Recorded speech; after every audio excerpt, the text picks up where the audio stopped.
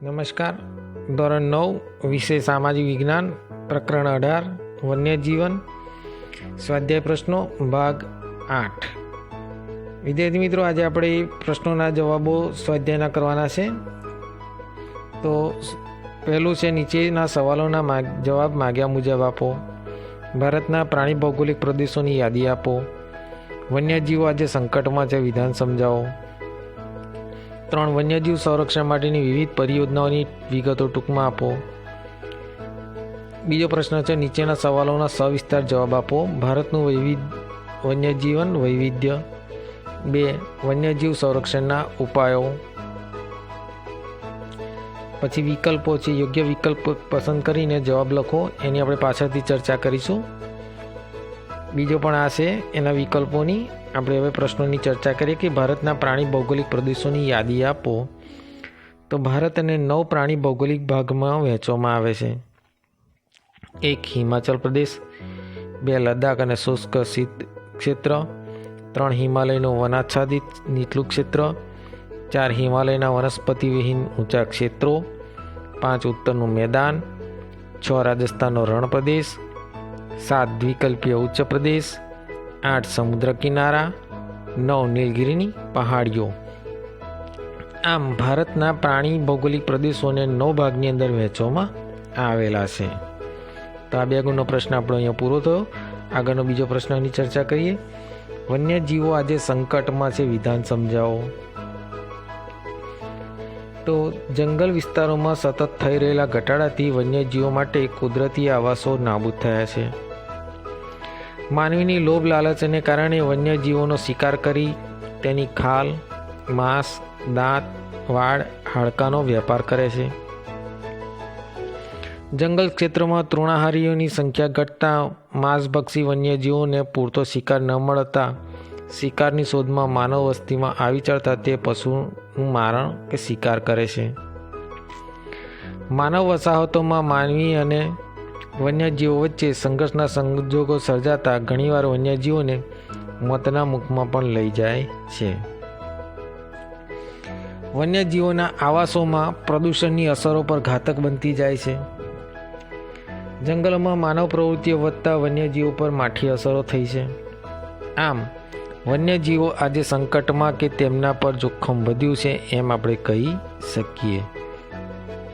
તો આમ આ 2 ગુણનો પ્રશ્ન આ રીતે પણ આપણે લખી શકીએ કે વન્યજીવો માટેનું સંકટ વધેલું છે. કેમ? તો કે જંગલ વિસ્તારો નાબૂદ થઈ રહ્યા છે. માનવીની લોભ લાલચને કારણે વન્યજીવોનો શિકાર કરી તેના ખાલ, માંસ, દાંત, વાળ, હાડકાનો વેપાર કરે છે. તૃણાહારીઓની સંખ્યા ઘટતા માંસભક્ષી જીવોને પૂરતો શિકાર ન મળતા શિકારીની શોધમાં માનવ વસ્તીમાં ચડી આવતા પશુનું મારણ કરે છે. માનવી અને વન્યજીવો વચ્ચે સંઘર્ષ સર્જાતા ઘણીવાર વન્યજીવો મોતના મુખમાં લઈ જાય છે. આવાસોમાં પ્રદૂષણની અસર પણ ઘાતક બનતી જાય છે. માનવ પ્રવૃત્તિ વધતા વન્યજીવો પર માઠી અસરો થઈ છે.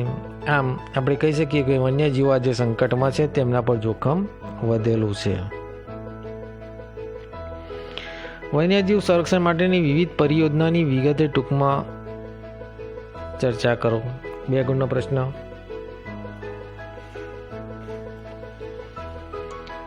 તો વન્યજીવોના અસ્તિત્વ માટે જોખમ અને વિનાશને આરે હોય તેવી વિશિષ્ટ પ્રાણી પ્રજાતિ માટે ખાસ સંરક્ષણ યોજનાઓ બનાવવામાં આવી છે. કેટલીક વન્યજીવ સંરક્ષણ પરિયોજનાઓ નીચે મુજબ છે.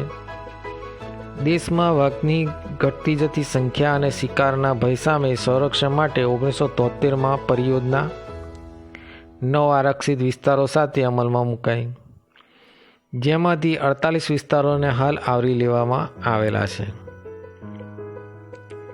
દેશના એશિયાઈ સિંહો ઈરાન સુધી વિહરતા હતા, પરંતુ તેનો શિકાર અને જંગલોના વિનાશને કારણે માત્ર સૌરાષ્ટ્રના ગીરના જંગલો સીમિત થઈ ગયા છે, જેમાં 100ની સંખ્યા થઈ ગઈ હતી. આજે એ સંખ્યા 523 સુધી પહોંચી ગઈ જોવા મળે છે.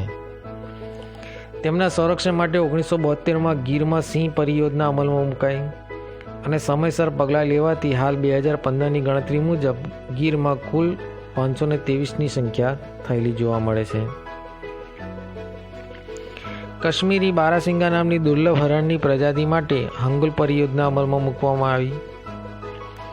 ખાસ પાણીના મગરમચ્છ માટે મગરમચ્છ પરિયોજના, ભારતીય ગેંડા સંરક્ષણ માટે ગેંડા પરિયોજના અને દીપડા માટે હિમ દીપડા પરિયોજના પણ અમલમાં મૂકવામાં આવેલી છે. આમ વન્યજીવો માટેની વિવિધ યોજનાઓ પણ અમલમાં મુકાયેલી છે. ભારતનું વન્યજીવનમાં વૈવિધ્ય. તો ભારતમાં જૈવ વૈવિધ્ય વિશેષ પ્રમાણમાં જોવા મળે છે. જૈવ વિવિધતા ધરાવતા 8 દેશોમાં ભારત 6ઠ્ઠા ક્રમે છે. દેશમાં 81,251 પ્રજાતિઓ જોવા મળે છે. ભારતીય વન્યજીવોના સરળતા ખાતર 9 પ્રાણી ભૌગોલિક ભાગમાં વહેંચવામાં આવે છે. ભારતમાં વિશાળ નદીના મેદાનો, દ્વીપ કલ્પીય ઉચ્ચ પ્રદેશ, પર્વતીય ક્ષેત્રો, દલદલના પ્રદેશો, સમુદ્ર કિનારા, વનસ્પતિની દ્રષ્ટિએ ગીચ એવા વર્ષા અને મોસમી પાનખર જંગલો, હિમાલય અને ઊંચા પર્વતીય ક્ષેત્રોમાં આવેલા સંકુચિત જંગલોની વિવિધતા વન્યજીવોના વસવાટ માટે અગત્યનો ભાગ ભજવે છે. હિમાલયના ઊંચાઈવાળા ક્ષેત્રોમાં હિમ દીપડા, જમ્મુ કાશ્મીરમાં જંગલી બકરીઓ અને કસ્તુરી મૃગ જોવા મળે છે. પૂર્વમાં બ્રહ્મપુત્ર નદીના દલદલ ક્ષેત્રમાં એકશિંગી ભારતીય ગેંડો જોવા મળે છે.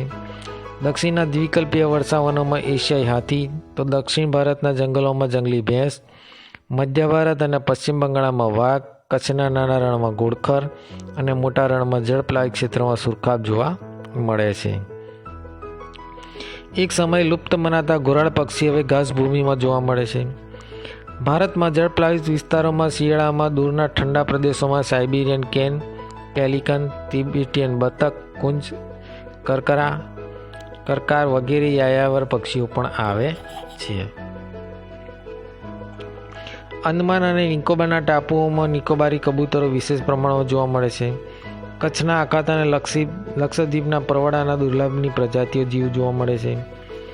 ભારતના સમુદ્ર કિનારે અને અન્ય જળ વિસ્તારોમાં વિવિધ માટલાઓની પ્રજાતિઓ જોવા મળે છે, જેમાં મુખ્યત્વે ડોલ્ફિન, શાર્ક, ડુંગાંગ, વેલ, બુઝલા, ઓક્ટોપસ, સાવન વગેરે મુખ્ય છે.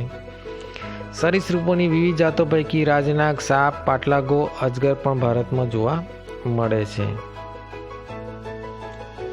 ભારતના કૃષિ વિસ્તારો તેમજ પડતર અને ગોચર જમીન પર વરુ, શિયાળ, નીલગાય, હરણ, સસલા, જંગલી સુવર જેવી પ્રાણીઓ પણ વિહરતા જોવા મળે છે. પક્ષીઓનું વૈવિધ્ય ભારતમાં સ્પષ્ટ રીતે જોવા મળે છે. રાષ્ટ્રીય પક્ષી મોર ઉપરાંત પક્ષીઓમાં કોયલ, પોપટ, સુગડી, ઘુવડ, સમડી, કાબર, બતક, બાજ, કાગડા, કબૂતર, ચકલી વગેરે અનેક જાતની મોટી સંખ્યામાં જોવા મળે છે. તો આમ ભારતની અંદર આ વૈવિધ્ય સભર વન્યજીવન જોવા મળે છે. આગળનો પ્રશ્ન, વન્યજીવ સંરક્ષણ માટેના ઉપાયો. તો વન ક્ષેત્રે જોવા મળતી કુદરતી આપત્તિઓ અને મનુષ્યના હસ્તક્ષેપને કારણે વન્યજીવો પર સંકટ આવે છે. વન્યજીવોના સંરક્ષણ માટે અત્યારથી જ અગમચેતી તરીકે નીચેની પૈકી કેટલાક આપણે ઉપાયો અપનાવાય તે સર્વ માટે ઈચ્છનીય છે. તો એના ઉપાયની ચર્ચા કરીએ તો જંગલોનું જતન કરી તેમનું ઉત્તરોત્તર સંવર્ધન કરવા માટે સરકારે લાંબા ગાળાનું આયોજન કરવું જોઈએ. જંગલો અને વન્યજીવોના સંરક્ષણ માટે કડક કાયદા ઘડી તેનું પાલન તમામ નાગરિકો કરે તે જોવું. સમાજની સ્વૈચ્છિક સ્વયંભૂ સેવી સંગઠનો NGO વન્યજીવોના સંરક્ષણને પ્રાથમિકતા આપી તેના માટે જનજાગૃતિના કાર્યક્રમો કરવા જોઈએ. દેશના ભાવિ નાગરિકો એટલે કે વિદ્યાર્થીઓમાં વન્યજીવોના રક્ષણની સમસ્યા સમજે તે માટે શાળાકીય પાઠ્યક્રમોમાં તેવા મુદ્દાઓને સમાવવા જોઈએ. દેશના ભાવિ નાગરિકો એટલે કે વિદ્યાર્થીઓમાં વન્યજીવોના રક્ષણની સમસ્યા સમજે તે માટે શાળાકીય પાઠ્યક્રમોમાં મુદ્દા સમાવવા જોઈએ. દેશની નવી વિકાસલક્ષી યોજનાઓ શરૂ થતાં પહેલાં આ યોજનાઓનો પર્યાવરણ અને જીવસૃષ્ટિ પર થનારી સંભવિત અસરોનો અભ્યાસ કરવો જોઈએ. જંગલોમાં જે ગેરકાયદેસર વૃક્ષછેદનની પ્રવૃત્તિ થાય છે કે કડક હાથે અટકાવવી જોઈએ. જંગલોમાં દાવા ન સળગે તે માટે પૂરતી તકેદારી રાખવી જોઈએ. ઉદ્યોગો, કારખાના કે રહેઠાણ દ્વારા વાતાવરણમાં પ્રદૂષણની માત્રા ન વધે તે માટે શક્ય તમામ પગલાં લેવા જોઈએ. કૃષિ ક્ષેત્રે પાક સંરક્ષણ, જંતુનાશક દવાઓના વપરાશ ઘટાડીને જૈવિક કીટનાશક વાપરવા જોઈએ. તો આમ આપણે વન્યજીવ સંરક્ષણના ઉપાયો કરી શકીએ. ભારતને કુલ કેટલા પ્રાણી ભૌગોલિક પ્રદેશમાં વહેંચવામાં આવે છે? તો 9. સમગ્ર વિશ્વમાં જીવસૃષ્ટિની કેટલી પ્રજાતિઓ નોંધાઈ છે? તો 15 લાખ. ઉડતી ખિસકોલી ક્યાં જોવા મળે છે? પશ્ચિમ ઘાટના ગીચ વનોમાં. વિજયનગર તાલુકાના પર્વતીય વિસ્તારમાં ભાગ્યે જ દેખાતું પક્ષી કયું છે? ચિલોત્ર. દુર્લભ પરવાળાની પ્રજાતિઓ કઈ છે? લક્ષદ્વીપ ટાપુ સમૂહ. ઘોરાડ કયા વિસ્તારોમાં જોવા મળે છે? તો ઘાસભૂમિ દલદલના ક્ષેત્રોમાં ઘોરાડ પક્ષી જોવા મળે છે. ઘાસભૂમિના વિસ્તારમાં ઘોરાડ જોવા મળે છે. તો આજે આપણે આ સ્વાધ્યાય પ્રશ્નોની ચર્ચા કરી. પ્રકરણ 18 વન્યજીવન આપણો ભાગ પૂરો. જય હિન્દ, જય ભારત.